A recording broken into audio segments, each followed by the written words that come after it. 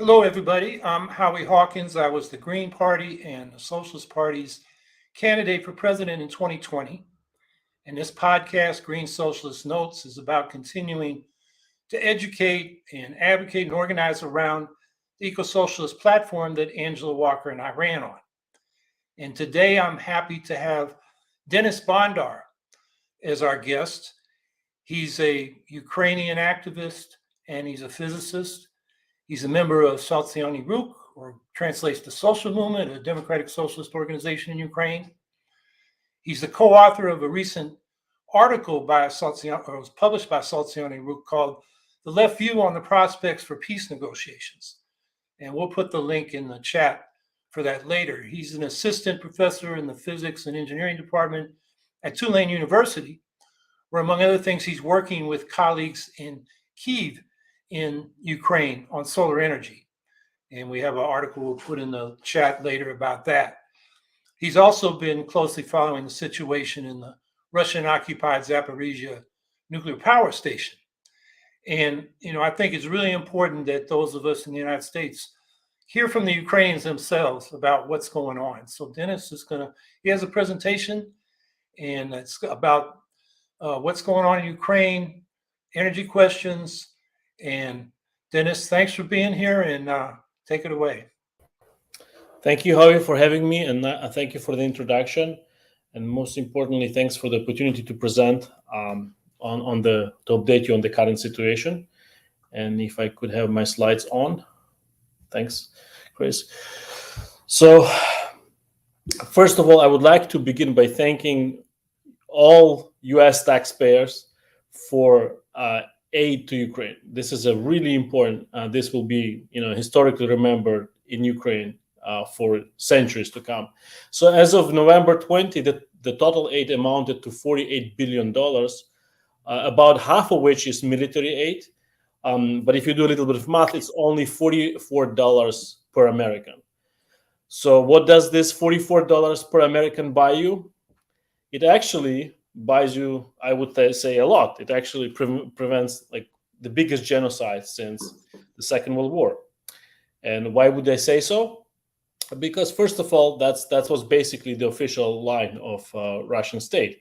For example, I would like to draw to your attention on a publication that was published on April 3rd on 2020. So when the war, this active phase of war, big war, was already going on, which article on a state-run RIA Novosti, which basically which advocated for complete destruction of Ukrainian state as well as destruction of Ukrainian identity. A bit later, before the celebration of May 9th, the end of the Second World War, the Victory Day, the Russian Duma, basically Russian MP himself on the live TV openly called that, I quote, "These 2 millions should have either left Ukraine or they should have been denazified. That is, be exterminated." So absolutely no question asking, no hidden messages, like Putin's messaging, Ukraine is fake state made by Bolsheviks and all this. Absolutely clearly to the point what they're doing in Ukraine since February. So, of course, role of Azov battalion, has been, to be honest, extremely over-exaggerated in the West. It's in the Western left. I have to emphasize, it's only a small fraction. It's at most like 2,000 people, 2,000 soldiers, whereas the whole current Ukrainian military is, of course, I don't know exact number. Nobody knows exact number, but it's about 1 million. So it's a very tiny amount, but very little is being said on the left about far right movements in the Russian side. So, for example, I would like to draw your attention to the Rusici group, which is a part of the Wagner group, and it has been. It's you can look at their insignia, and it tells you a lot. Far right group, which actually is a surprise, a part of so-called people's militia of so-called Luhansk People's Republic. Also, Russian Imperial Movement again, military organization, far-right militarization had been active. Both of these have been acting since 2014 in the east of Ukraine. So again, this and Wagner Group, we know a lot, but their brutality against their own members as well as captors. It's a very, very, very serious things. And I would like to actually emphasize that it's important to understand that the nature of the war since February has changed drastically. It's right now the war of a national self-determination, of liberation. It's a people's war. It's a literally working class war. Most of the army are either made of working class members, and even though if they maybe in February when they were drafted, many volunteer, but some of those who got drafted, maybe they were a little bit hesitant, and naturally afraid. But within a couple of weeks, they have absolutely understood what crucial role they do, what crucial important things they do for all Ukrainian people. So this is a very, very serious war, and absolutely critical. Now, I would like to remind you, it's very unfortunately that very few mainstream media outlets in US recall this document, but this is a very important document. It's known as Budapest Memorandum, but its official title says Memorandum on Security Assurances in Connections with Ukraine's Accession to the Treaty of the Non-Proliferation of Nuclear Weapons. I would like to remind that up to 1994, Ukraine has had the third largest nuclear arsenal on Earth, and it has given up all this nuclear arsenal actually to Russia under this memorandum, under this international treaty. It became a member of the Treaty for Non-Proliferation of Nuclear Weapons, and under the security guarantees from Russia Federation, UK, and US. And Russia Federation, of course, absolutely violated this treaty starting from 2014. So it's very unfortunate that, again, this document is not brought up as a justification for the great aid from US to Ukraine, but this is a part of it, right? This is the security assurances from the United States. This is a very important document, and non-proliferation issue in this war plays an important role. I would like to tell you that, for example, in South Korea right now, the recent polling shows that 70% of South Koreans would like to have would support to developing nuclear weapons. So nuclear state giving up nuclear weapons and getting nothing in return is a really bad precedent, needless to say. Moreover, Ukraine is signatory to Treaty on Conventional Armed Forces in Europe. This treaty went into effect in '96, and basically it was a very large disarmament from both on a NATO side and Warsaw Pact side. And as a part of this treaty, Ukraine has destroyed 2,000 tanks, 1,500 armed vehicle, and about 50 military aircrafts. So again, Ukraine has drastically demilitarized as it became an independent state in 1991. Needless to remind you needless to mention that in 2007, Russia temporarily suspended this treaty, participation in this treaty. And as you remember, 2008, it invaded Georgia. And in 2014, Russia completely withdrew from this treaty. So that's Ukraine as a state. That's what Ukraine as a state gets, right? After demilitarizing new nuclear weapon as well as conventional weapons and getting zero, guarantees. Now, this war will have. This war is a unique war in the human history. It will have it has several interesting components. But especially for the audience of for the Green Party, I think it's very important to talk about what's happening at Zaporizhzhia nuclear power plant, which is the largest nuclear power plant in Europe. It has, upon request from Howie, I have reached out to the trade union of nuclear power plant workers. It's known in Ukrainian as Atomprofspilka, and they have updated me 2 days ago about the situation. So 4 reactors are in cold shutdown, so that they're not operational, and 2 are in hot shutdown, means they're they are not producing. They're only generating electricity to feed itself, to feed the station needs, and they need constant cooling in order to. Basically, the station is being prepared to shut down. But as we know, nuclear power plants are actually very delicate systems, and if you cannot just turn them off. Shutting down takes many months, if not years, actually. And the situation is very bad, like really terrible, actually. Russian military continues storing its military equipment in the station, including in the reactor halls. Which makes extremely, I mean, needless to say, it's a very dangerous stuff. You should not have the military things. There are plenty of, there are more soldiers than working in the station. So the nuclear engineers had to, in a way, change the logistics of the station. They had to vacate many offices because there is like military canteen open on the territory of the station. So the engineers cannot normally maintain the station. This is not a normal work environment. Fire safety absolutely non-existent. The military just scattered garbage everywhere. They started burning garbage on the station itself. I mean, this is unprecedented. Since annexation, since September, if I'm not mistaken, September, I think it was annexed. This territory was annexed by Russia, like legally annexed. And within the Russian law, it's sort of the nuclear power plant became a part of Rosatom, and there is a constant psychological pressure for the remaining engineers to actually join, sign contracts with Rosatom. In some cases, there is actually physical threats, and people are being detained by FSB to basically torture them, to pressure to sign the contracts. At the present, about 5% of engineers have signed the contracts. Most of them are management, basically upper level. As you can understand, vast majority of engineers still have not signed this and experienced this harassment. Due to the lack of personnel on the station, Russians started bringing up, as they call, random people from the street to work on the station. These people have no appropriate education or training.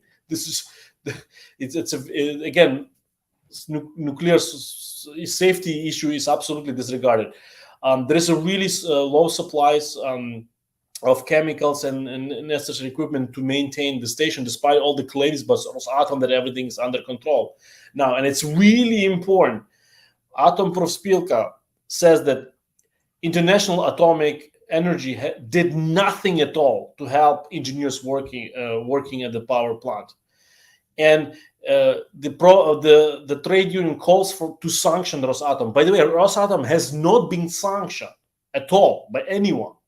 And this is a something, I think, issue that should, if I may, call to consider to Green Party to maybe expressing solidarity with the workers at nuclear plant who heroically perform their duties and trying to maintain the safety of this very large and very complicated station.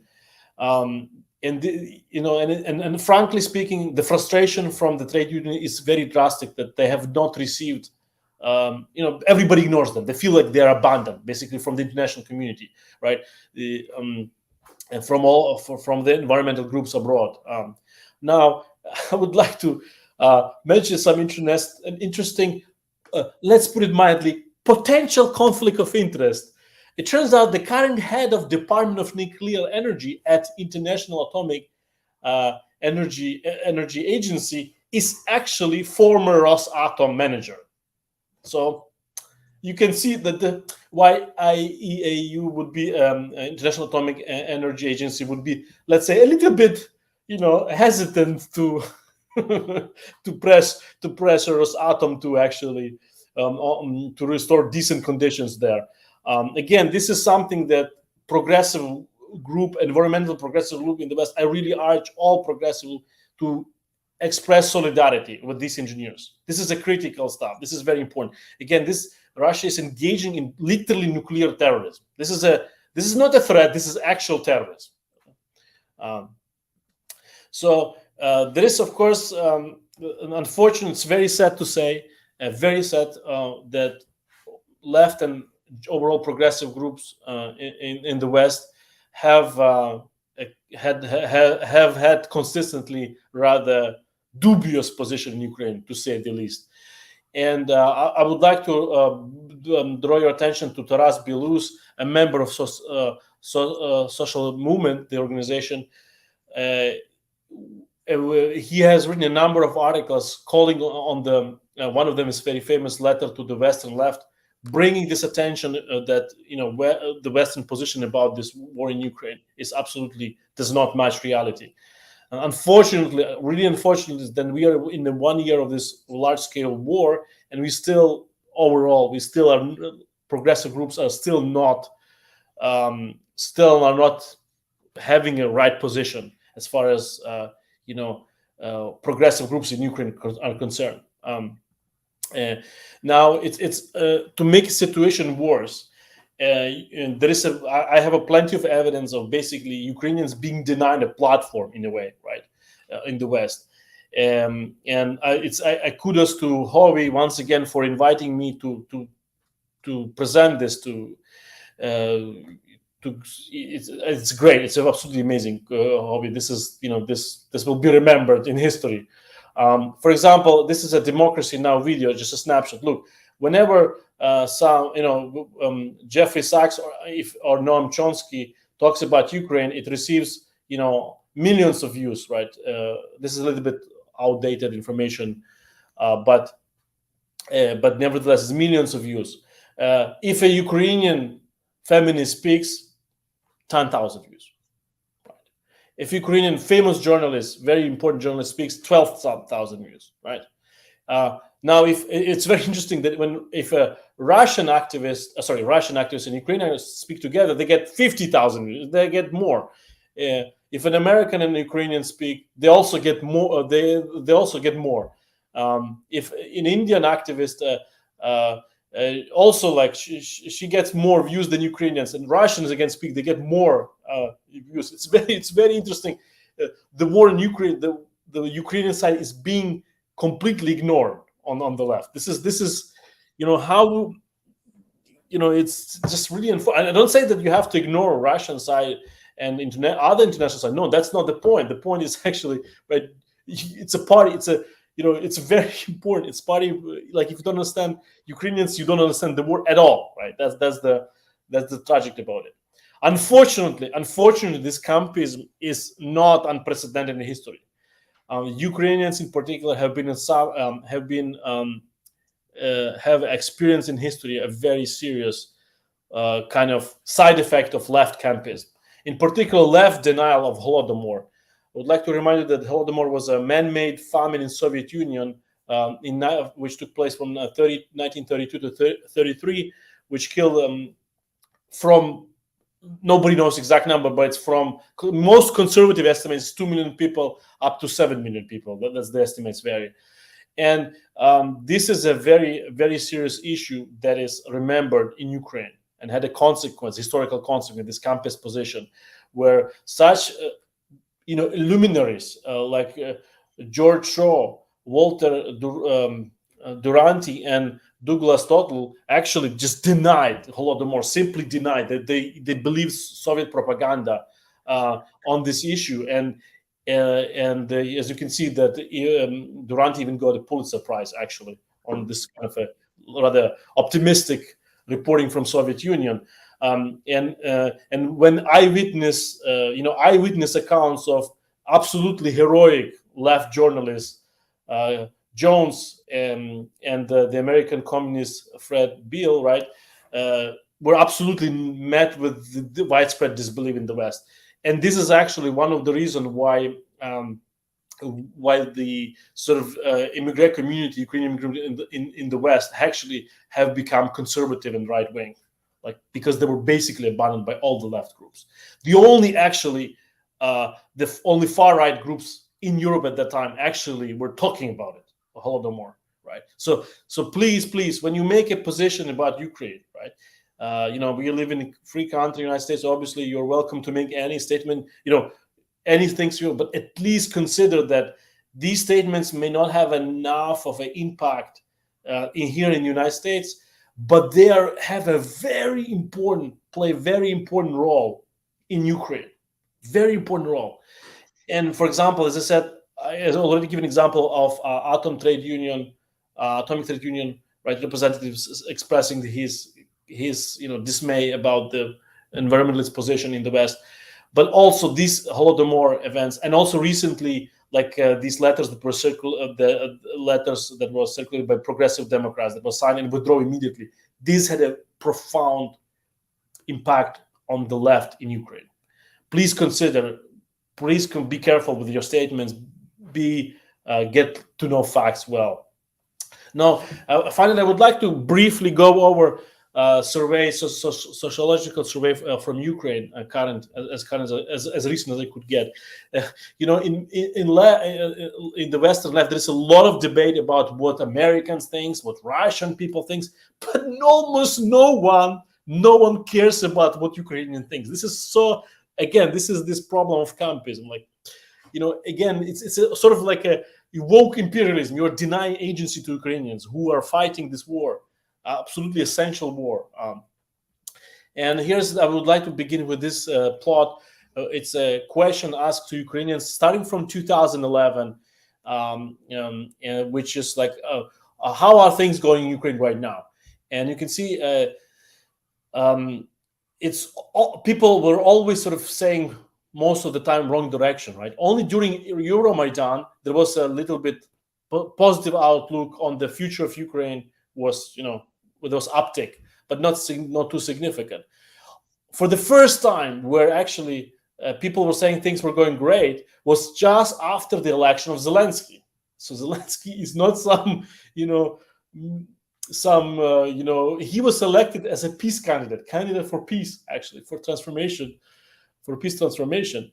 And then look what happened when the full-scale invasion of Russia started, actually, right? For the first time, people overwhelmingly saying, despite all the horror, people say things are going in the right direction in Ukraine. This plot stops, by the way, I just wanted to emphasize, this plot stops in July of last year. Now, another plot, I would like to say a question about joining European Union. And you can see the graph begins of 2013, right? And up to the current time later. And what's happening, literally, the January of this year. And what happens is that you can see that European Union had always support in Ukraine, always significant support in Ukraine.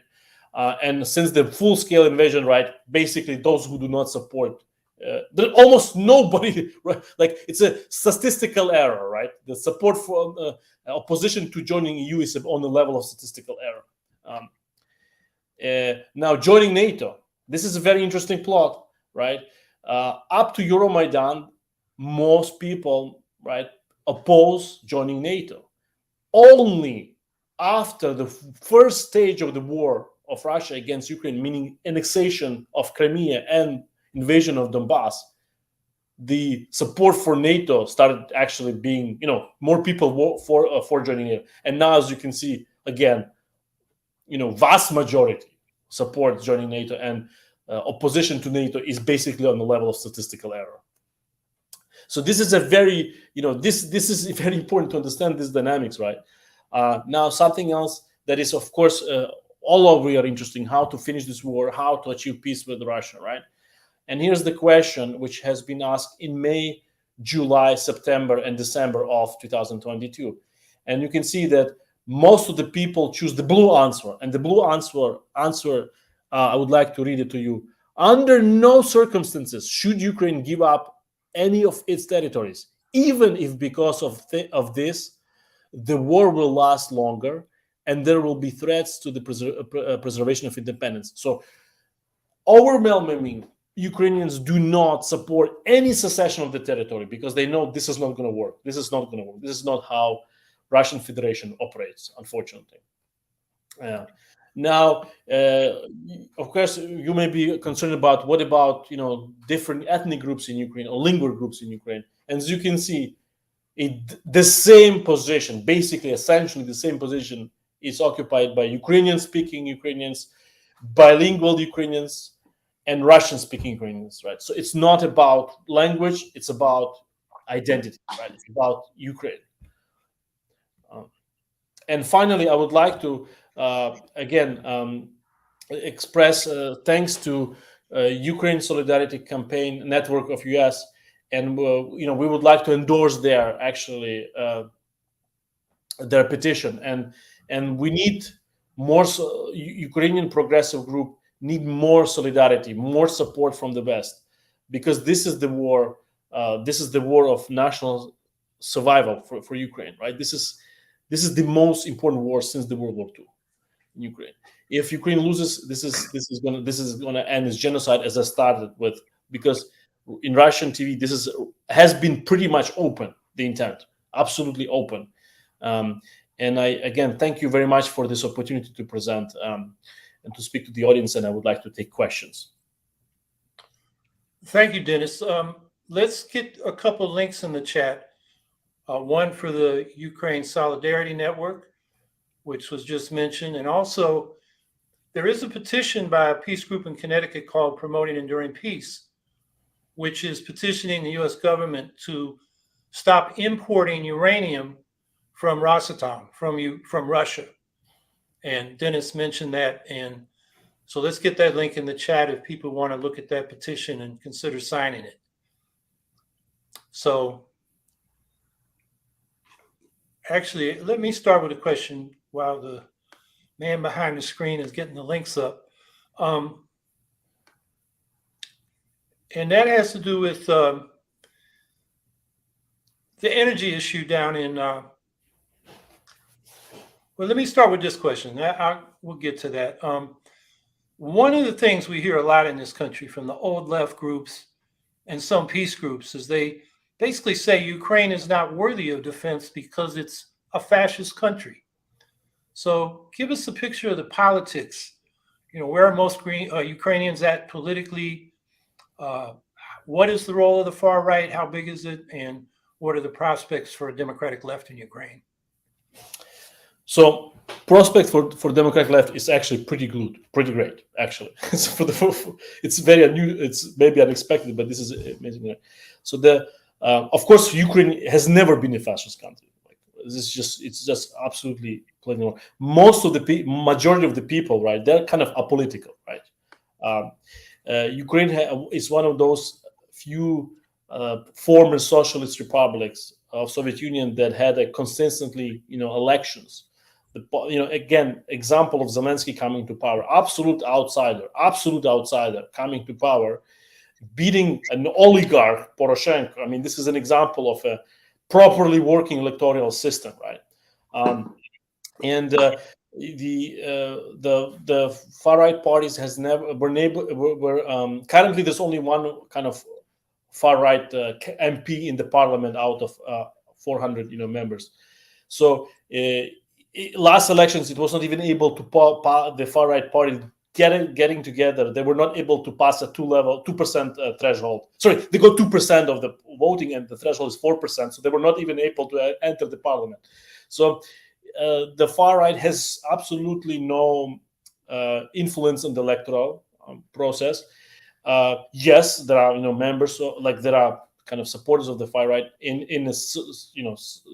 within some military, right, that we know very well. But there's always, right, it's in any country there is people that have far right beliefs. This is not a new thing. The influence of far right is rather like a street politics. That's where they are the strongest, because of their willingness to use the force. And the heyday of actually far right is 2014. It's after the war in Donbass, right? After Russia invading Donbass, this actually enabled far right groups. They got a lot of credibility, but since then their influence actually has been dissipating. And now, because this war is not like war in 2014, so many people, regular people, right? LGBTQs, socialists, all kind of liberals, conservatives, join the army, volunteer for the army. So they're right now they're just a like mere percentile, right? As I told you, Azal Batonian, assuming that all of its members actually are far right, subscribe to far right ideology, which is also not correct to assume that, by the way. Its popularity in military is because it's one of the best equipped, regiment, and so the military is about millions, so it's nothing, right? It's absolutely nothing compared to it. And so now this organization, Sotsialniy Rukh, social movement, has experienced large upsurge in membership because people are looking for alternatives. People understand that this neoliberal agenda, a free market ideology that has been dominated since the independence, is just not working, right? You cannot win the war with this ideology. You cannot solve social problems, economic problems of Ukraine, ecological problems, right? And people are open to new ideas. This is right now there's a renaissance of actual democratic ideas, left democratic ideas, despite the war. And again, socialists, everybody's fighting in the war. Like Taras Bilus mentioned about, he actually joined the military, and he has been serving there since then. And finally, I would like to say that this is why we need support in Ukraine. We need support from the Western progressive groups, because it is a very, very unique opportunity. The war is destruction, casualties, horrors, but it really opened this opportunity for new ideas. I would like to mention as an evidence for this is Kyiv School of Economics, which is the most famous MBA program, economic school program, most neoliberal, bastion of neoliberalism in academia in Ukraine, has invited Slavoj Žižek to give a talk. I mean, this just tells you that even the bastion of neoliberalism is not quite sure it's about its own ideology. So prospects for democracy are actually looking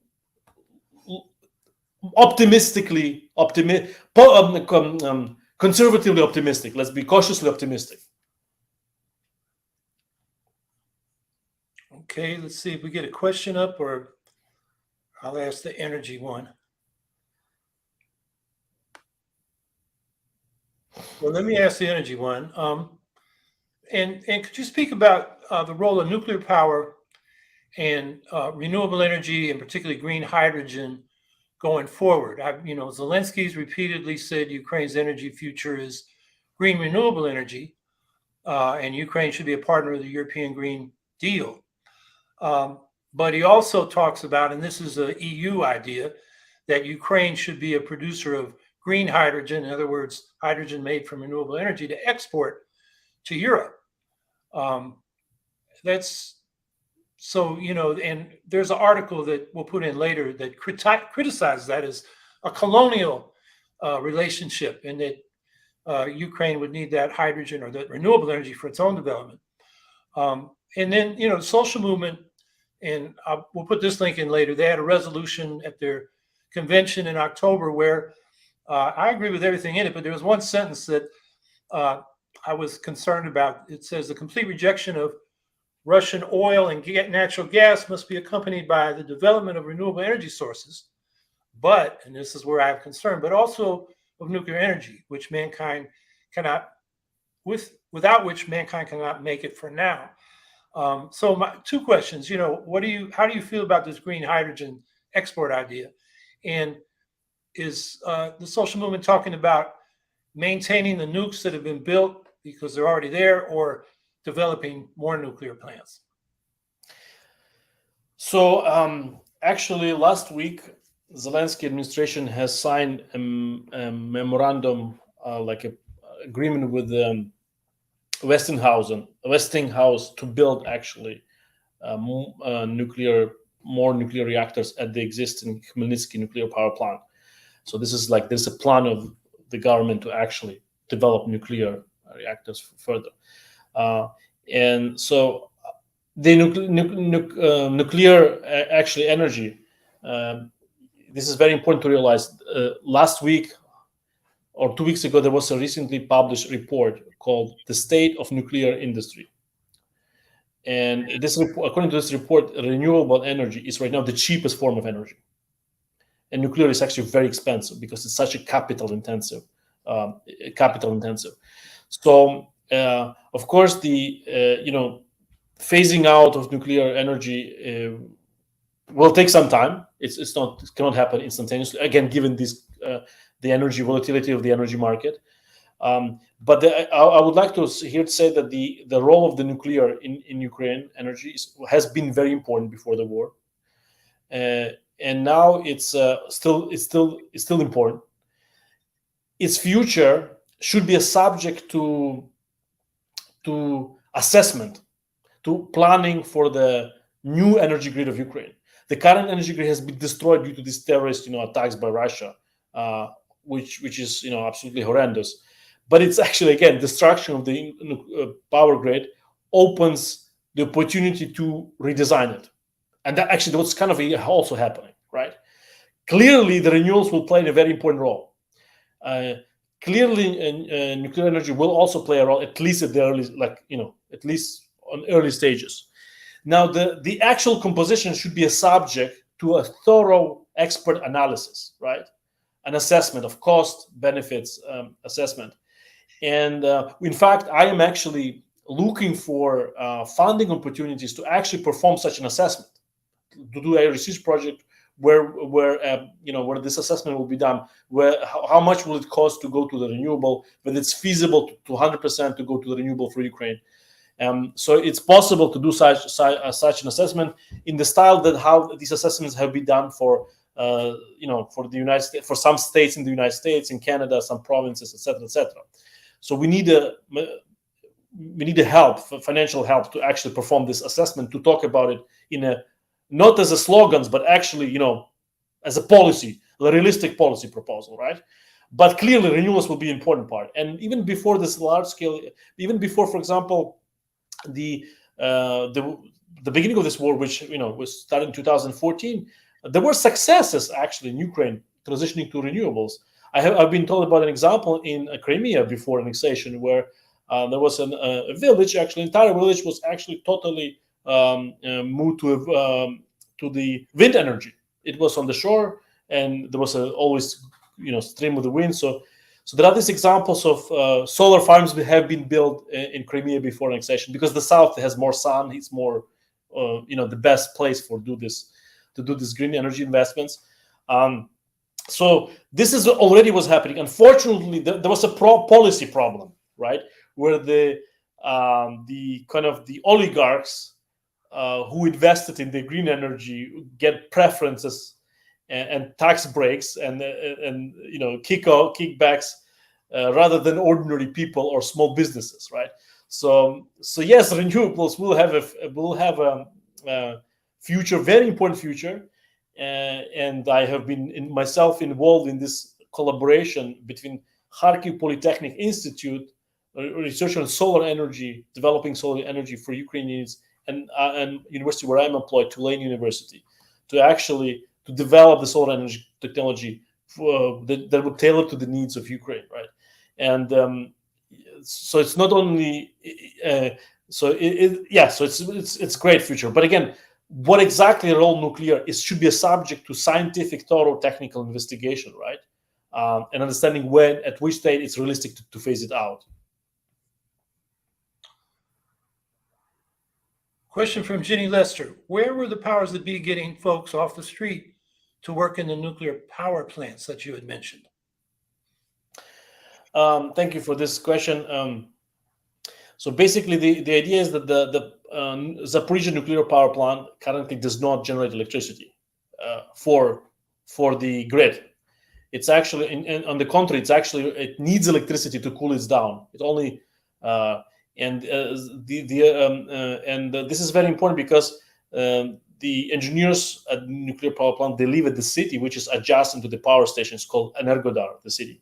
The name of the city. It's actually translated as the gift of energy. And they totally depend on the grid. Right now, there's actually, by the way, no power in Energodar. Absolutely no power, no electrical. Heating is being actually damaged by humanitarian help by International Atomic Agency that try to kind of bring the heaters and so they made actually more damage to infrastructure rather than actually help. So in nuclear power stations in general need electricity to cool down. If you don't have a steady supply of electricity, then the emergency diesel generators have to kick in. If those break down, then the next is actually meltdown. And this is, of course, what happened in Fukushima. And this is a serious threat. There has been several times where Zaporizhzhia nuclear power plant has lost the connection to the Ukrainian grid. So they had to restart. They had to start these emergency generators, diesel generators. Luckily, for all of us, they actually worked so far. But again, this is not the situation a nuclear power plant should be, right? This is absolutely man-made. What needs to be is absolute demilitarization of nuclear power plant. Absolutely demilitarization. That's the only way to actually to return all the nuclear safeties in place. So once again, Zaporizhzhia nuclear power does not generate electricity for Ukrainian grid at this point. It needs grid. Frankie Lee, Howie, shouldn't the world be pressuring for a peace process and an end to this dangerous war, no matter what the politics? I'll let Dennis answer that after I do, since it's addressed to me. Dennis has an article, and we should probably put that in the chat now, on behalf of Sotsialniy Rukh, the social movement, along with Zakhar Popovich, giving the left view on the peace process. And yeah, we want a peace process. We could have peace if Russia withdrew and stopped the war. It's not no matter what the politics, because if you don't have justice, you're not going to have an enduring peace. So I'll let Dennis take it from there.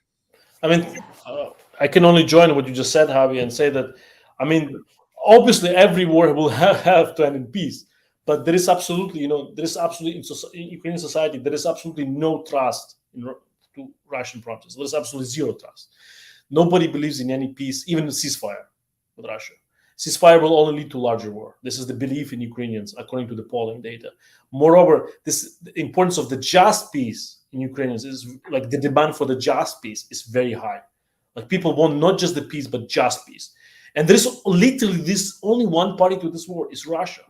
Should they withdraw, everything will stop immediately. This is that easy. Yeah, so peace is achievable. We just have to, Russia just has to withdraw. But this is not happening. And moreover, having talked in preparation for this conversation, I have talked to Russian comrades who are unfortunately, have to run away from Russia since February, and they confirm my personal beliefs that right now the Russian current Putin regime. I would like to emphasize not Putin regime, right?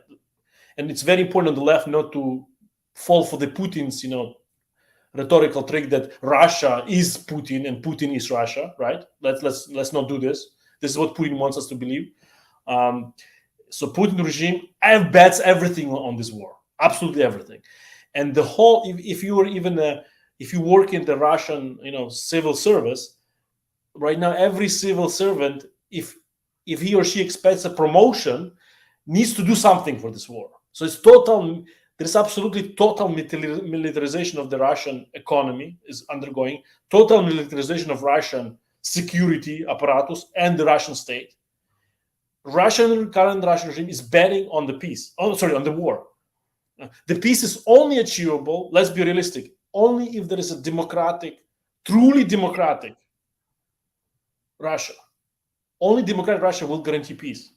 The current Putin regime, it's no way. There's absolutely no way evidence that they look for any peace deal. Yes, they look for ceasefires to rearm, to refresh the forces, to reconstitute the army, but not for peace. They look for ceasefires, yes.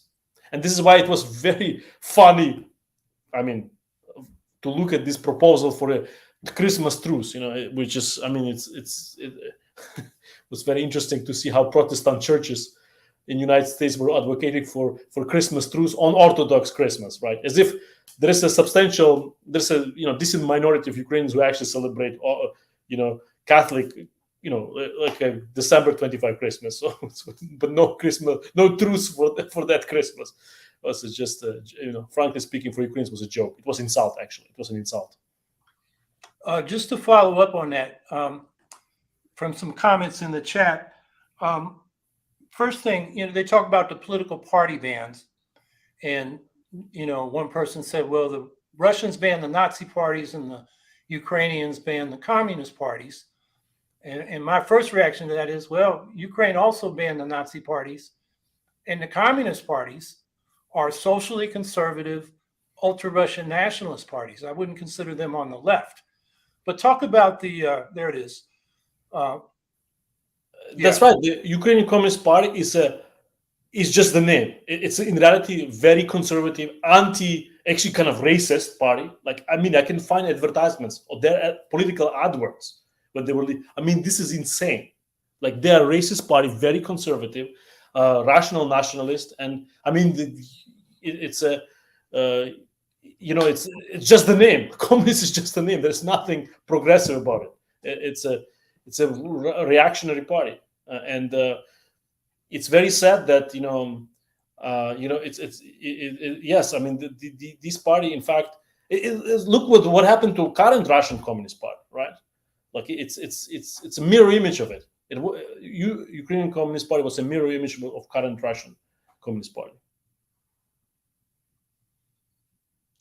Frankie Lee, and Ukraine is truly democratic, ? Government as a result of a coup.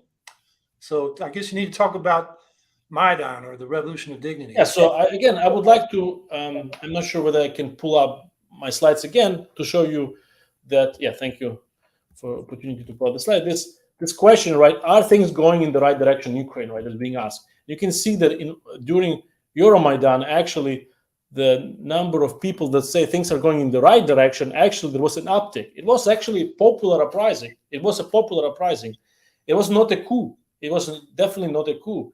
And frankly speaking, how it's very hard to say a coup, because it's only the president who ran away, and he's his prime minister and his minister, like a head of police, but all parliament was there. Like, there was, there was absolutely, the parliament was there, and parliament is elected. So it's just all, only president who ran away. So it doesn't even meet coup definition.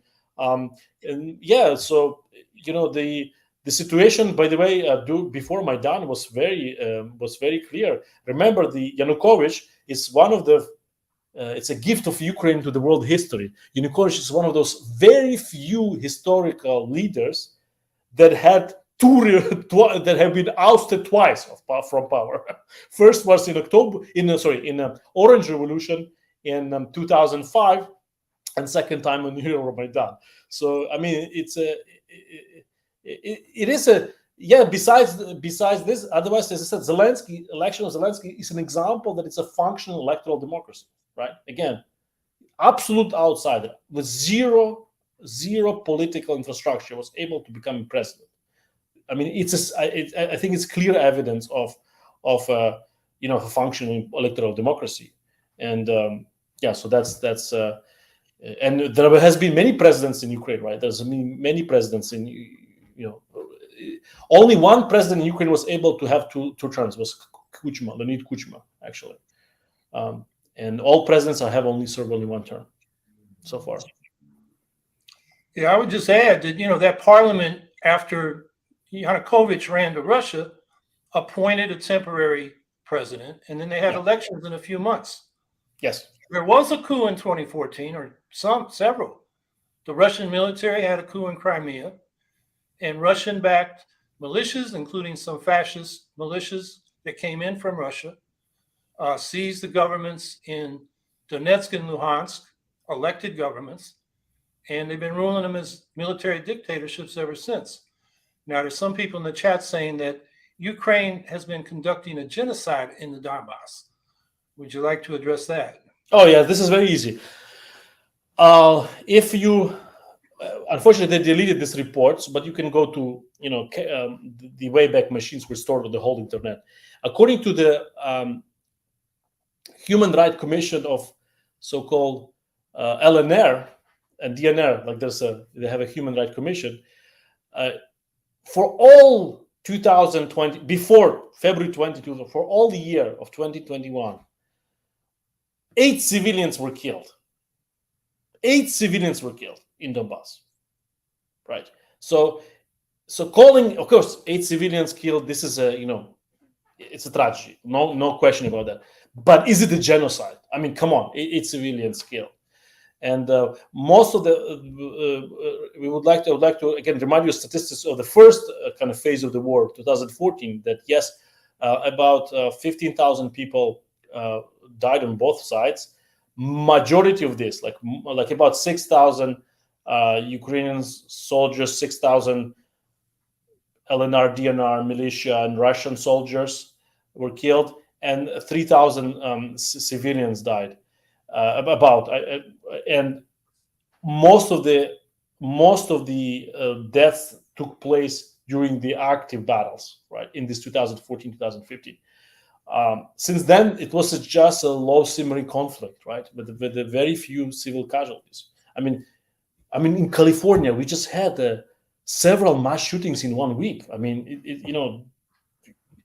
nobody's calling this genocide of Californians, right? I mean, again, it's a tragedy. Of course, it's a tragedy. But let's not lose the scale of what's happening right now, right? Where literally Mariupol is wiped out, 90% of Mariupol is wiped out by Russian military, and there's even no idea how many died there. No idea, nobody can count. There's no access, no verification, right? And every city is just basically being leveled in the east. So who is doing genocide? It's actually Russia is doing genocide of the east right now. It's leveling the cities, city by city, town by town. Plus, there was this. At the early stages in February, I think it was March, there was a mobilization, general mobilization in the east of Ukraine, so-called LNR, DNR, and all males, irrespective of age, health conditions, were drafted, and there is like no very little male population left there. It's a disaster. I mean, who's doing genocide right now? It's Russia is doing genocide of Eastern Russian-speaking Ukrainians. Nikitschka. Donald Corder made a very good documentary that was made before February 2021 on all the shelling in the Donbass. You should watch it. I've actually watched it. I think it's very biased. I think, and I don't have the link handy, but Michael Kajeris did an article basically relying on the organization OSCE, Organization for Security and Cooperation in Europe, which is part of the Minsk process, had observers. And he points out, as Dennis just pointed out, most of the deaths were in 2014 and 2015 when there was active fighting. Minsk ceasefire didn't hold completely, but the deaths have gone down steadily and were minimal, really, until this new invasion. And the casualties were about equal on both sides of the front line. So maybe I can look that up and I'll send it. We can get it on the chat. I don't think we got the petition on uranium or the Ukraine Solidarity Network in those links in the chat. Let's get them in there. So Dennis, I don't know if you've seen this film. I haven't seen my film, but I agree with you. I mean, of course, trying to be objective, I have studied that conflict myself. I looked at the evidence, and it's the best source we have is actually OECD data and UN data. I think it's good. It's backed up by, and UN is very conservative. Actually, UN is trying to be very conservative. Every kind of death is backed up. Is verified. So I think that's the most data that's the most objective we have. Honestly,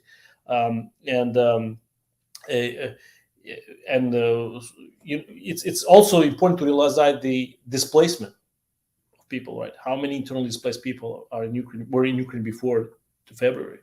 So it's It's actually, I know people here in the United States who came as a part of the parole, of Ukrainians to be able to come here. Ukrainians that have been displaced 3 times starting from 2014, 3 times, from the east. They had to change the residency 3 times. It's horrible.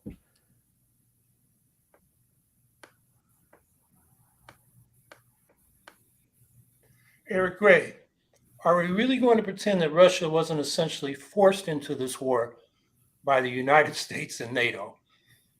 You want to start with that one, Dennis?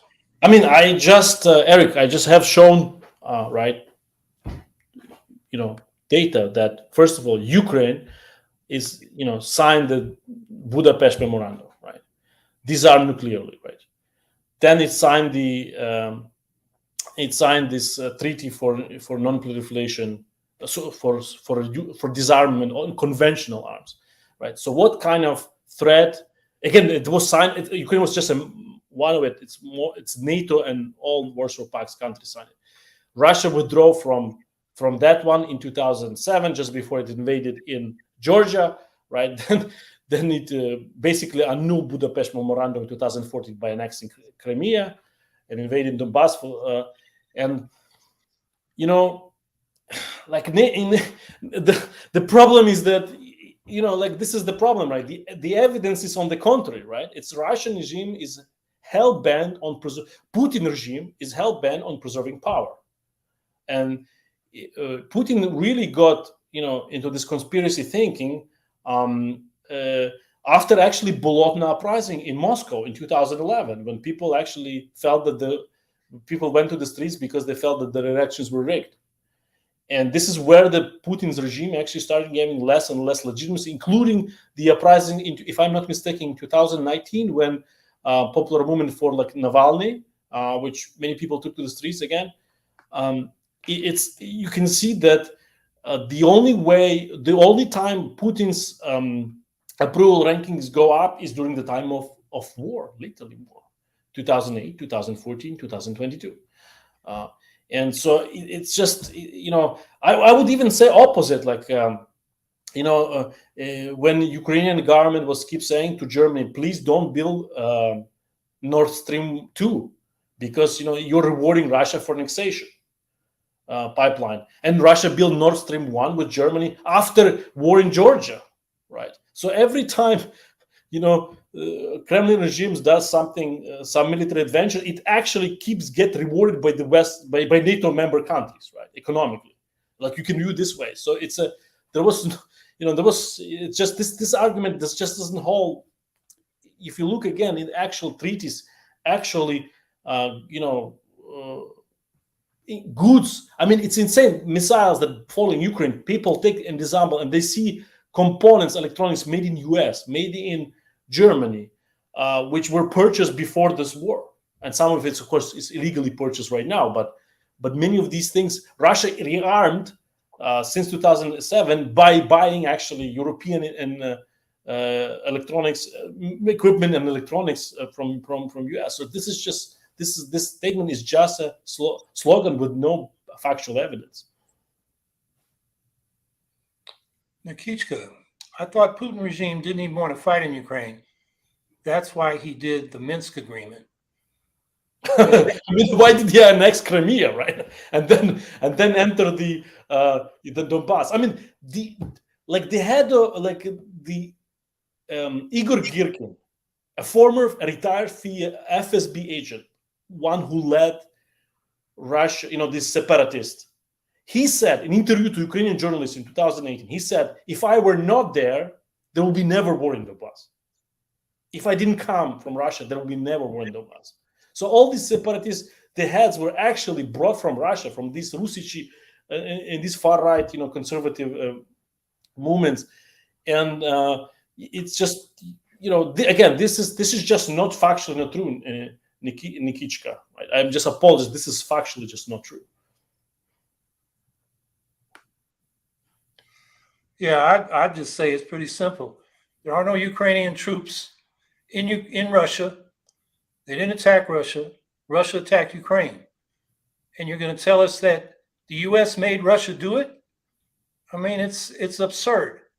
And it's one of those lies that gets repeated a lot. It's the Russian talking point. And that narrative has taken hold with a lot of people that just doesn't make any common sense. And I would like to also add that before, when the in U.S. media, I started saying about the incoming invasion of Ukraine, right, back in January and November, Biden withdraw absolutely everything, staff members, there was no embassy, there was nothing. Everybody left. There was instructors, military instructors that were, that were in Ukraine. Everybody left Ukraine. There was not a single foreign, military or ambassador working in Ukraine. So it's, it was. Some people argue to me, actually European Germans, argue to me, this was a very bad move from Biden. This is why Biden provoked this war, because he would draw everybody. He should have brought, So it's just absolutely, again, doesn't hold. Nobody wanted this war, including the Biden administration. I mean, the Biden administration was the least one that wanted this war. Actually, I wanted to remind you, because we forget this. Very important story. In 2019, after the election of Biden, right? Biden met with Putin in Geneva, right, to negotiate, future relationship with the United States, as well as to talk about green initiatives. And this is the first time where in 2018, this was actually when Russia brings troops to the border of Ukraine, and it was uses sort of intimidation tactics, and they met. There was clearly idea was to repair some diplomatic relationship. Absolutely clearly, look at all these officials, including CIA director, visiting Russia just before February. In February, Macron. There's many memes on the internet about Macron calling Putin, and so it became meme on itself. It just doesn't hold evidence. Is against this.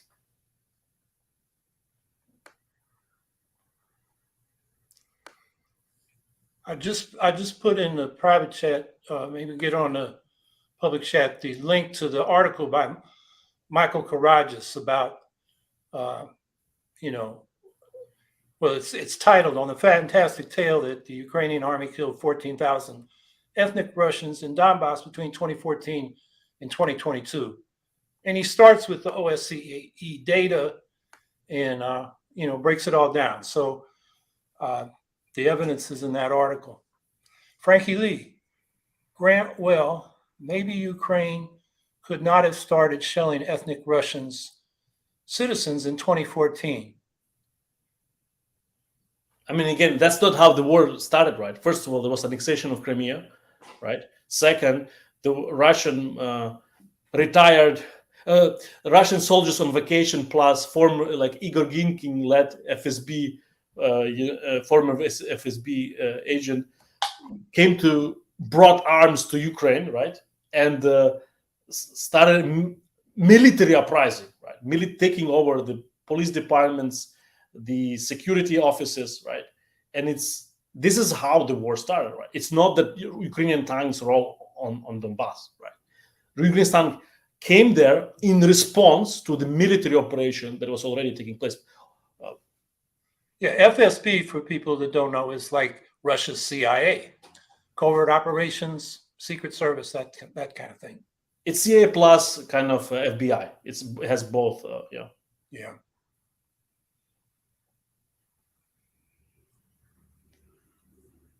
Scout Trooper 164. The more Biden keeps funding Ukraine with money and weapons, the more I feel like he's bringing the U.S. into doom of nuclear war. Not saying only the U.S. is doing this, but the U.S. is a major contributor. I mean, again, right? U.S. is if you talk about from legal perspective, U.S. is a party to a Budapest Memorandum, right, which guarantee assurances, which assured security and territorial integrity of Ukraine. So, again, who is violating what? Like, again, Russia violated both, and who is threatening with nuclear weapons? Who is literally, Russia has been threatening. Putin has been showing these, let's call them cartoons, how he's going to nuke Florida, for 8 years. since 2014 on state TV, right? And on his also speeches to the nation. So I mean, who is bellicose? Like, I mean, it's just, again, it's, it's just not true, right? I mean, it's not how it works. I would like to remind you the history of Vietnam War. Nixon also actually threatened with nuclear weapons, and no one on U.S. left said, "Oh, okay, Vietcom has to right now get realistic and should sit down and negotiate." Nobody was saying that, right? And it's very interesting that even though the parallels with the Vietnam War are extremely, analogies are very clear. Some aspects of this are extreme, and it's, you can see how the reaction is totally different, right? Nobody was saying, "Oh, Nixon threatened with nuclear war. Vietnam has to get realistic."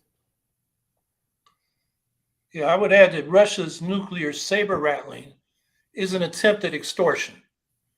It's like not firing the nuke, but putting the nuke to your head, like a robber putting a gun to your head and saying, "Give me all your money." And if they get away with this, what's the lesson the world takes? We need nukes to defend ourselves. Dennis pointed out that South Korea, now that North Korea is rattling its nuclear sabers, is saying we need nuclear weapons. Ukraine gave their nuclear weapons away after the collapse of the Soviet Union. Now they're under attack. So if Russia's allowed to, extort with the threats of nuclear weapons, where does that leave us in the world? So, and the other thing about Vietnam is both Russia and China, who were giving the North Vietnamese and the National Liberation Front arms at different times, going back to the 50s when Eisenhower threatened nukes, to the Nixon-Kissinger period when they threatened nukes, that maybe you should just settle for a partitioned Vietnam. And the Vietnamese said, "Hell no, we're going to keep fighting whether you give us arms or not." I think, from the polls that Dennis showed us, that's the attitude of the Ukrainians. They're not going to give up their country. And, I would also add that the arms that the West has provided have been kind of grudging. I mean, it's been a year. They've been asking for tanks. They've been asking for fighter jets. They haven't got them. It's like we want to give enough arms for a stalemate and then a truce. And so I think we need to put that in perspective. And one thing I'll reemphasize, as Dennis pointed out, the numbers we get on aid are not broken down. At least what you hear from the so-called peace groups is that more than half of that money is for humanitarian and economic aid. Yes. And, Ukraine's economy has been bombed, really, really hurting. So that aid is just humanitarian. Anyway. And by the way, some of it is pretty progressive. I just want to add, for example, these collaborators in Kharkiv Polytechnic Institute, by the way, which got bombed, university, their department got bombed and destroyed by Russian missile. They got grant from U.S. Embassy in Kiev to actually develop a master's program for green energy. So it's the help is very comprehensive, including educational system to recover. Yeah, we have a link to an article about that collaboration and the bombing. I guess the day after Dennis talked with them to set it up, and their lab got blown up. If we put that in the chat, people can check that out. And again, right, this is unfortunately not the only incident of Russians bombing universities. The most recent one was like a New Year Eve attack of Kiev National University.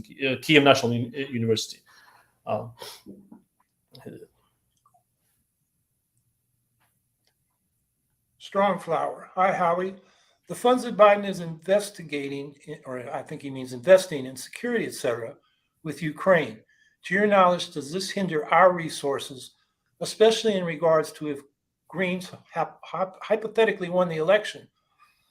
The portion of the military and other federal budget that we're giving to Ukraine is a fraction. I mean, if it gets over 100 billion over the, from the beginning of the war to what's been is now in the pipeline, that's out of a budget of 2 trillion. I mean, do the math. We can still do massive cuts in our military spending. We can withdraw from supporting dictatorships like we do in Haiti, or the occupations of sub-imperial allies like Morocco and Spanish Sahara, or Israel and Palestine. There's a lot we can do on the peace front. And instead, it seems the most visible, peace activity on the streets is to cut off aid to Ukraine in the face of a war that Russia started. I don't see that as an anti-war position. So we got plenty of resources. If we tax the rich and prioritized from militarism to investing in the people and the environment, there's plenty of resources to do all that and help Ukraine defend itself.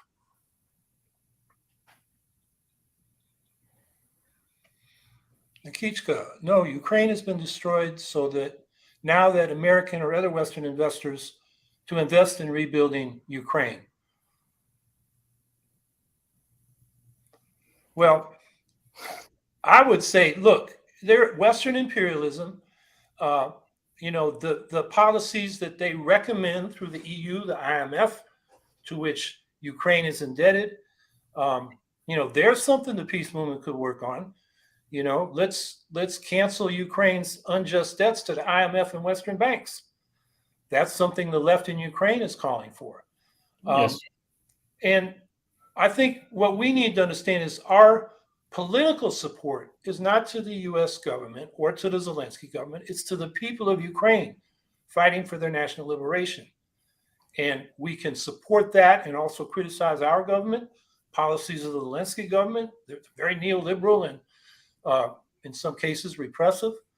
You can do both. So Dennis, you want to add to that? I mean, frankly speaking, again, this statement doesn't hold reality because during the Zelensky, before the war, they were passed a law, for example, opening market access to buying land, and many, basically, Western business actually was, could acquire many resources for cheap without this war. There's no need for this war to acquire these resources for cheap. By the way, what was stopping actually from Western companies and mass entering Ukraine was actually oligarchs, Ukrainian oligarchs. They were extremely protective. They were operating under this, philosophy that, literally they would say this, Texans should be robbed by Texans, Ukrainians should be only robbed by Ukrainians, and even despite all these pressure from the West, right? This Ukrainian ruling class was able to maintain its independence, even with debts, even with pressure for nationalization. It was always able to somehow maneuver all these things. But again, there was plenty of opportunity to buy for cheap land and real estate in Ukraine before the war. There was no need to destroy it. Now it's worthless. Now it's literally worthless, right? Now it's clean. All this clean up, right? I mean, demining, environmental damage that happened in this due to the war. I mean, we even didn't start talking about the environmental cost of the war. It's untold. It's absolutely untold. It's a negative profit. Scout Trooper 164. I heard Zelensky fired his cabinet over corruptions. Thoughts? Oh, by the way, So this indeed happened. Yeah, there was a shuffling in the Zelensky office, and I mean, this is how it happened, because it's an example of civil society functioning during the time of war. There were reports from Ukrainian investigative journalists about corruption, and Zelensky was forced to react to this. So I welcome this personally, and again, it's an evidence for civil society functioning even in the time of war, where all the restrictions on the kind of on freedom of speech, so like sort of with all the restrictions that come with the war, right? And still, Zelensky government is very attuned to the opinions of people, very sensitive to their opinion, actually. In particular, this is why it's important to realize. Let's just do this thought experiment. Let's say there's no Western military aid to Ukraine. It stops. What happens? Actually, we kind of know what happens. In April, Ukraine ran out of artillery munitions in April. And I had a friend who was in volunteered to the army and was in the front line, and they were basically just stopping with their like literally they were stopping with their own bodies. And it was a very brutal fight when this was the height of the bombing from Russia side. And what's going to happen is that like there will be just more casualties. People will keep fighting because they know the alternative is just internment camps that are happening in the occupied territories, harassment by FSB and other security services. So alternative is basically destruction of Ukrainian identity and slow erosion, slow and active genocide. So the war will continue. The war will be more like of an insurgent type, right?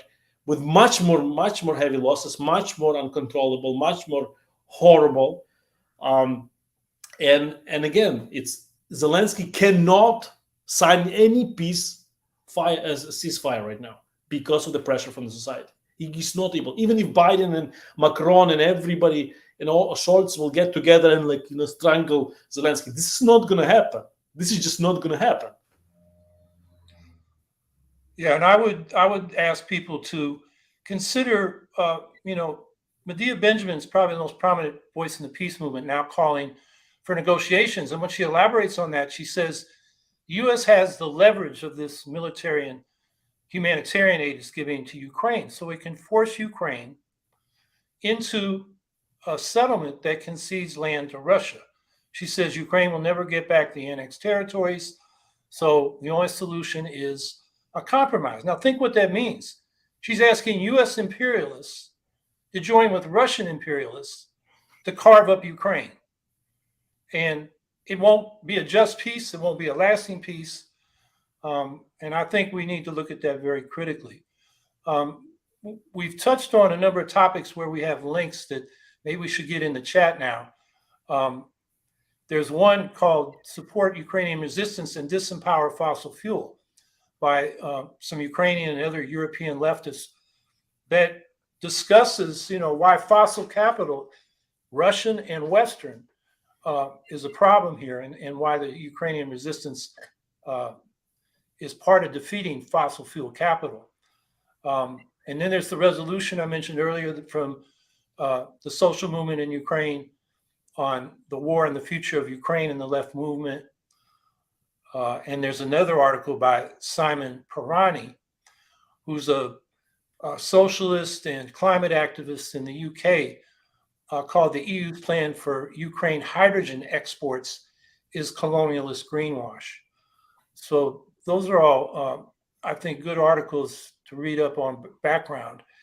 And while I'm listing links, let's put in an article or an interview that I had today just go up on Links, which is an international socialist journal, about the Ukraine Solidarity Network in the U.S. and our and my view of what's going on in Ukraine.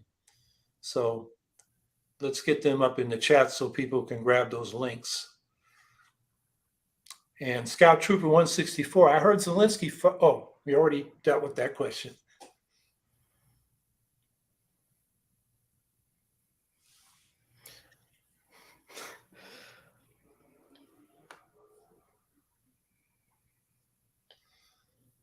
MJ Anti-Imperialist Party. I'm not sure what MJ stands for. There is no such thing as Russian imperialism.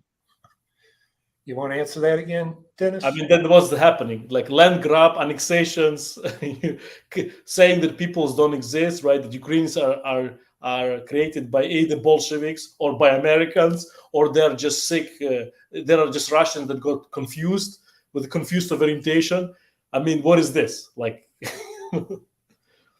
yeah, I would add Russian imperialism goes back hundreds of years. The Tsarist imperialism, they got a hold of Ukraine 200 years ago, made the Ukrainians serfs under Russian and some Polish landlords. They expanded west and captured indigenous peoples all the way to the Pacific in a way not dissimilar to what the U.S. did to indigenous peoples in North America. And then right now, Russia's occupying Transnistria in Moldova, part of Georgia, and they just intervened militarily in Kazakhstan to put down a workers' revolt. I could go on. The Wagner Group is all over Africa, Mali, Central African Republic, Burkina Faso. There's economic imperialism in the Central African Republic. The Wagner Group is running mines, gold mines, etc., using child labor and, forced labor conditions under, armed enforcement. Syria, they're intervening in the Libyan civil war. That if that's not imperialism, I don't know what is. Howie, I just wanted to compliment you for mentioning about Kazakhstan and Moldova. Yes, thanks for doing this, and all other things, of course, also. Right, this is very important.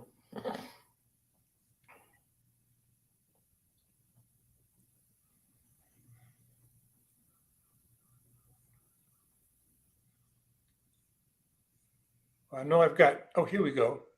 Thoughts on Stefan Bondar from Eric Gray. Yeah, so Stefan Bondar is, of course, it's much more famous in the West. And Ukraine is also pretty well-known figure. So, I mean, of course, I don't support his neither actions nor ideology, of course. Don't support, no question about that.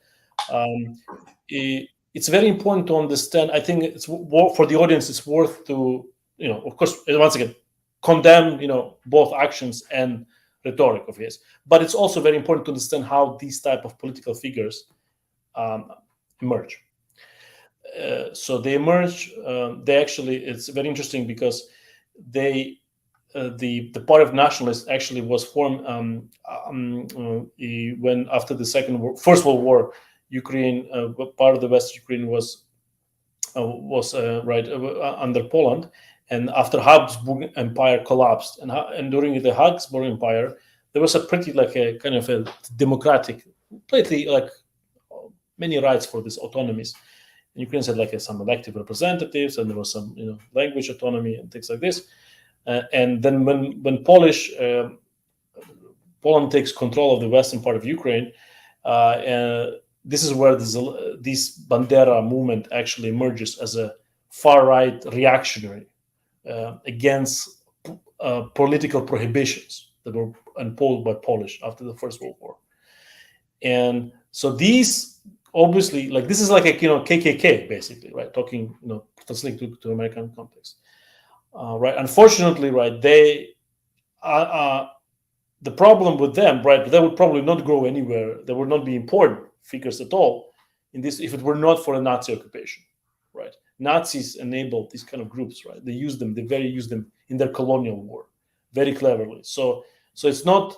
You have to understand that figures like Bandera and Shukevich, etc., right? They are symbiosis, which results from a Nazi invasion, right, and enables these groups to thrive again. But still, right, their actions cannot be, they cannot be, redeemed, in my opinion. Grant Klassen. I don't think it's fair to equate modern-day Russia with feudal Russia. The state has been revolutionized multiple times since then. I mean, it's a very good question, but as far as economic model, definitely you cannot equate. I agree totally. Economic model of Russia now and then is actually very economics different, but politically, I think if you speak politically, it's a pretty good, I think, comparison, unfortunately, right? Unfortunately, again, you have to understand that Putin regime has been extremely neoliberal, right? Putin very early on in his rule has actually performed a bunch of neoliberal reforms, like extending the pension age, doing social cuts, privatizing pensions, privatizing partially healthcare. So it's there's nothing. Russian Federation has nothing in common with Soviet Union, besides obviously historical connection, and Soviet Union has very little in common with Russian Empire. So, and unfortunately, yes, it's there is right now. Now since February 22, before February, Russia was just an authoritarian state. Now it's totalitarian state, again, it's very sad, but it's a reaction to the war. And for this war to continue, the Putin regime has to turn to absolutely brutal repressions in both political and economic spheres. Yeah, I would add that there's, a thread of great Russian chauvinism that has continued from Tsarist times through the Soviet Union to Putin's regime. And you just have to read and listen to what Putin's been saying about, favorably talking about Peter the Great and Catherine, conquering lands, and the Russian world being a civilization that's fighting Western, as he said recently, is they're not denazifying anymore, they're desatanizing. The West is satanistic, by which he means they stand up for women's rights and LGBT rights and multiculturalism and those kinds of things. I mean, it doesn't fit with his, very conservative, Orthodox Christian and socially conservative views. And that's a common theme that's, except for the period right after the Russian Revolution when Lenin talked about the right of nations of self-determination, passed laws that created more freedoms for women. And Putin, when he announced his invasion of Ukraine, said, this is all Lenin's fault. He created Ukraine as a fiction by this, what he called he opposed the right of nations to self-determination. So while the, economic system has changed, there's been that theme running through Russian history, certainly in its ruling classes. There is a left in Russia that opposes that ethnic chauvinism, but unfortunately, if they operate in Russia now, it's underground. Most of their people that write and have been public have had to leave, particularly since the invasion began in February. Yes. And one has to realize that the scope and the span of the Russian security state is extremely far and wide. Russian Empire is a totally democratic society compared to what's now, right? Amount of, so-called Siloviki, right? Different type of police and FSB agents. So it's a very repressive state. It's getting repressive as we speak. It's even like the day before, I think yesterday they banned, or the day before they banned this Medusa media, like newspaper, liberal oppositional newspaper, which is operating for many years from abroad, not in Russia. I mean, it's just insane. Its level of repression are beyond like logical.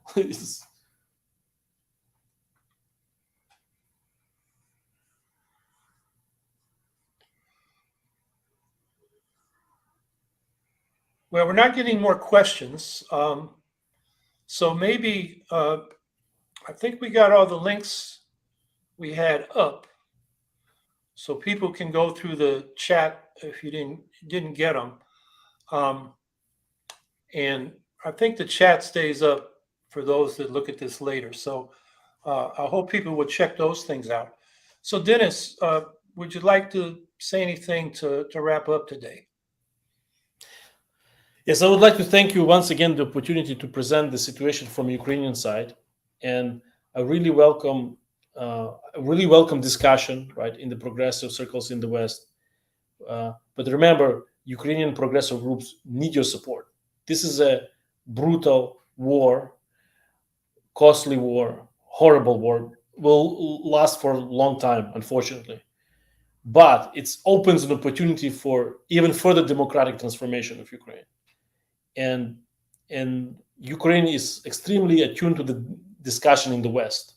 The things that being said here casually or drops casually are looked there very carefully and have consequences, much more serious consequences than you can imagine. And as I said, trade unions, progressive groups are needing this coherent, like consistent support of Western, comrades. Well, thank you, Dennis. I really appreciate you being here. I think it's really important, as you said, for us to support the Ukrainians. I've had the privilege, actually, I would say, of talking with a lot of people in Ukraine, not only on the left, but especially the left. I think Ukrainians and other leftists in the post-Soviet countries have a lot to teach us. I am impressed by their level of analysis. I think we have a simplistic analysis here on the American and Western left in a lot of cases. That is, yes, US imperialism has been vicious. And so the analysis is whatever the US is doing, we're opposed, without looking at the concrete situation in Ukraine and knowing what's going on. I often ask people that take that position of, well, we're going to oppose it because the US is doing it. Would you have opposed the military aid that the US gave to the Soviet Union to fight off the Nazis in World War II? Would you have opposed the US giving military aid to the anti-fascist forces in the Spanish Civil War? Now, the US didn't. Hitler and Mussolini certainly intervened. And would you have opposed, the support to the anti-fascist forces? Or the US during World War II sent arms and special operators, special forces to work with Ho Chi Minh and the Viet Minh against the Japanese invaders. Now, they changed sides later, but during that period, would you have opposed that just because the US imperialist state was doing it? When Eisenhower told Israel, the UK, and France not to grab the Suez Canal from Egypt, and did that jointly with the Russians, would you have opposed that because it was the US imperialist state doing it? What I'm saying is you just can't have a knee-jerk, one-size-fits-all answer to these conflicts. You've got to look at what's going on. And I think I've learned a lot from, reading the writings of Ukrainian socialists and anarchists and feminists and people in the trade union movement, the ecologists there. And I urge people to do that. So, one of the things, as Dennis was pointing out in the media coverage, the Ukrainians are often invisible. In all the discussion about what should happen in Ukraine, it's all about what US, NATO, and what Russia's going to do. And the Ukrainians got to vote in this, and we should hear what they're saying. So I thank Dennis for being here and answering a lot of questions that keep coming up. And it's a good that we had the opportunity to do it. And I think what we need to be is, internationalists, not campus, not picking one or another imperialist camp. We need to be against all imperialisms. So I hope everybody's got a lot of food for thought and learned something today. And we'll be back next week just with a regular, I'll talk about some of the current issues. There's a lot of other things going on in the world. We'll talk about those and take your questions and comments. So everybody have a good week, and we'll see you next week.